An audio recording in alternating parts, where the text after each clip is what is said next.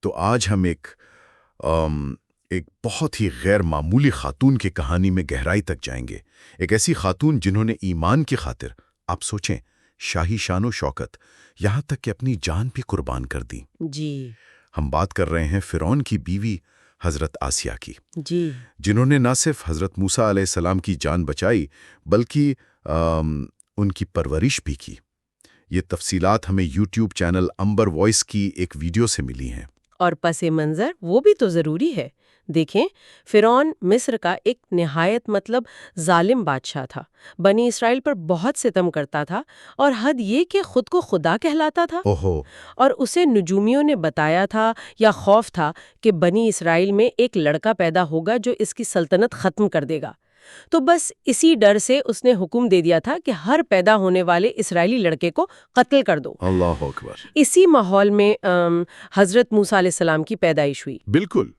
تو اصل سوال جو میرے ذہن میں آ رہا ہے وہ یہ ہے کہ ایسے جابر حکمران کے محل میں تمام طرح آسائشیں، سب کچھ، اس کے بیچ رہتے ہوئے حضرت آسیہ نے ایمان کا راستہ کیسے چنا، اور پھر اس پر اتنی مضبوطی سے قائم کیسے رہیں؟ جی، یہی تو اصل نقطہ ہے۔ آئیے اس پر تفصیل سے بات کرتے ہیں۔ تو کہانی شروع ہوتی ہے جب فرعون کے اس حکم کے ڈر سے حضرت موسیٰ کی والدہ نے انہیں ایک صندوق میں ڈالا جی اور دریائے نیل میں بہا دیا۔ جی اور وہ صندوق بہتا ہوا کہاں پہنچا؟ سیدھا فرعون کے محل تک۔ یہ دیکھیں اللہ کی قدرت، وہ صندوق ایک نہر کے ذریعے، پانی کے راستے، محل کے ٹھیک اس حصے تک پہنچا جہاں حضرت آسیہ خود موجود تھیں۔ اچھا۔ اور جیسے ہی انہوں نے وہ صندوق کھولا، بچے کو دیکھا، فوراً ان کے دل میں آپ کہیں شدید محبت پیدا ہو گئی۔ ایک روایت یہ بھی ہے جو کافی دلچسپ ہے کہ انہیں کوئی جلدی بیماری تھی، اور جب انہوں نے بچے کو چھوا تو وہ ٹھیک ہو گئی۔ سبحان اللہ۔ تو اس سے ان کی محبت اور ممتا اور گہری ہو گئی۔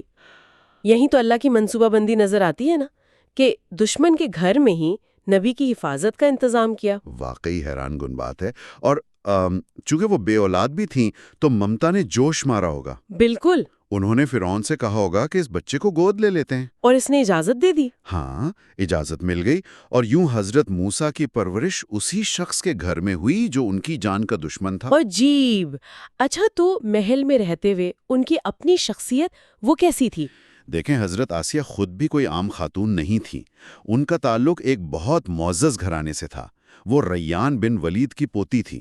یہ وہی بادشاہ ہیں جو حضرت یوسف پر ایمان لائے تھے۔ اچھا۔ تو ایمان ان کے خاندان میں پہلے سے تھا۔ فرعون نے تو شاید طاقت کے زور پر ان سے شادی کی تھی، لیکن اللہ نے انہیں ہمیشہ فرعون کے شر سے محفوظ رکھا۔ کچھ روایات میں تو یہ بھی ہے کہ فرعون جسمانی طور پر ان کے قریب نہیں آ سکتا تھا۔ اچھا، تو محل کی وہ ساری چمک دمک، فرعون کی صحبت، اس سب کے باوجود وہ غرور تکبر سے پاک تھیں؟ سنا ہے وہ غریبوں کا بہت خیال رکھتی تھی۔ جی بالکل، وہ بہت زیادہ خیرات کرتی تھیں۔ ان کا دل غریبوں، مسکینوں کے لیے بہت نرم تھا، اسی لیے تو انہیں ام المساکین بھی کہا جاتا تھا، یعنی مسکینوں کی ماں۔ ماشاءاللہ۔ پھر جب حضرت موسیٰ بڑے ہوئے، انہوں نے نبوت کا اعلان کیا، اور وہ مشہور واقعہ ہوا دربار میں، جادوگروں والا۔ ہاں ہاں۔ تو وہ سارا منظر حضرت آسیہ نے بھی دیکھا، اور حق کو، سچائی کو اس طرح سامنے دیکھ کر ان کا دل فوراً ایمان لے آیا۔ وہ حضرت موسیٰ اور ان کے رب پر ایمان لے آئیں۔ لیکن یہ تو بہت بڑا قدم تھا، فرعون کی بیوی ہوتے ہوئے۔ اسے چھپایا ہوگا انہوں نے۔ یقیناً یقیناً، یہ بہت مشکل رہا ہوگا۔ فرعون کا خوف تو تھا ہی، تو انہوں نے اپنے ایمان کو بالکل پوشیدہ رکھا اور چھپ کر اللہ کی عبادت کرتی رہیں۔ اب سوچیں، روز اسی شخص کے ساتھ رہنا جس کے عقائد سے آپ کو شدید نفرت ہے، کتنی ہمت اور صبر چاہیے اس کے لیے۔ بہت زیادہ۔ لیکن آخر راز کب تک رہتا ہے؟ فرعون کو پتہ چلی گیا ہوگا۔ ہاں، آخر کار یہ راز کھل گیا۔ فرعون کو معلوم ہو گیا کہ آسیہ ایمان لا چکی ہیں۔ پہلے تو اس نے کوشش کی ہوگی کہ سمجھائے، لالچ دے، دنیاوی آسائشیں، بادشاہی، سب کچھ یاد دلایا، دمکایا بھی کہ موسیٰ کا دین چھوڑ دو۔ لیکن وہ نہیں مانی۔ نہیں، وہ اپنے ایمان پر بالکل چٹان کی طرح قائم رہیں۔ ان کی یہ ثابت قدمی دیکھ کر تو فرعون بالکل آگ بگولا ہو گیا۔ پھر اس نے ظلم شروع کر دیا۔ کیا اس نے؟ انہیں سخت گرمی میں تپتی ریت پر لٹایا گیا، بہت اذیتیں دی گئیں، بار بار کہتا رہا کہ میری بات مان لو، کفر کی طرف لوٹ آؤ، مگر ان پر کوئی اثر نہیں ہوا۔ کیونکہ ان کی نظر کہیں اور تھی۔ بالکل، ان کی طاقت کا سرچشمہ دنیا نہیں تھی، اللہ پر یقین تھا، ان کی نظریں جنت میں اللہ کے وعدے پر تھیں۔ جب فرعون نے دیکھا کہ یہ کسی طرح نہیں مان رہی تو اس نے حکم دیا کہ ایک بہت بڑا پتھر ان پر گرا کر انہیں شہید کر دیا جائے۔ لا حول ولا قوت الا باللہ۔ اور روایت میں آتا ہے کہ پتھر گرنے سے ذرا پہلے اللہ نے ان کی آنکھوں سے حجاب ہٹا دیا، اچھا۔ اور انہوں نے جنت میں اپنا وہ شاندار محل، اپنا مقام دیکھ لیا۔ یہ دیکھ کر ان کے چہرے پر ایک مسکراہٹ آئی، اور اسی حالت میں وہ پتھر ان پر گرا دیا گیا اور ان کی روح پرواز کر گئی۔ انا للہ و انا الیہ راجعون۔ کیا عظیم خاتون تھیں۔ اسلام میں ان کا مرتبہ بھی تو بہت بلند بتایا گیا ہے نا، احادیث میں ذکر ہے۔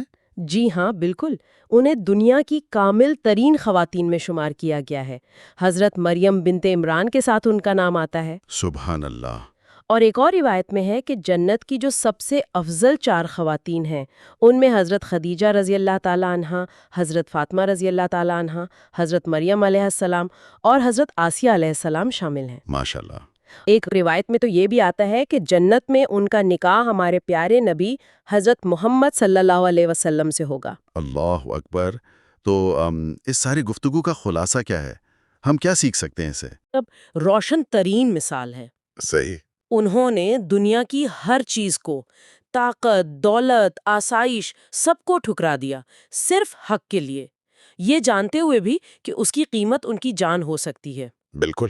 یہ واقعہ ہمیں سکھاتا ہے کہ اصل کامیابی، اصل سکون تو اللہ کی بات ماننے میں ہے، چاہے حالات کتنے ہی مشکل کیوں نہ ہوں۔ جی، ایمان کی طاقت ہر ظلم، ہر جبر پر غالب آ سکتی ہے، اور یہ بھی کہ آپ محل میں ہیں یا جھوپڑی میں، حق کو پہچاننا اور اس پر قائم رہنا ممکن ہے۔ اور آخر میں یہ سوچنے کی بات ہے جو میں سوچ رہا تھا، کہ جب اپنا سب کچھ مطلب زندگی تک داؤ پر لگی ہو، اس وقت ایمان پر قائم رہنے کا اصل مطلب کیا ہے؟ حضرت آسیہ کی زندگی آج کے دور میں ہمارے لیے طاقت، عقیدے اور ذاتی انتخاب کے بارے میں کیا سوال اٹھاتی ہے؟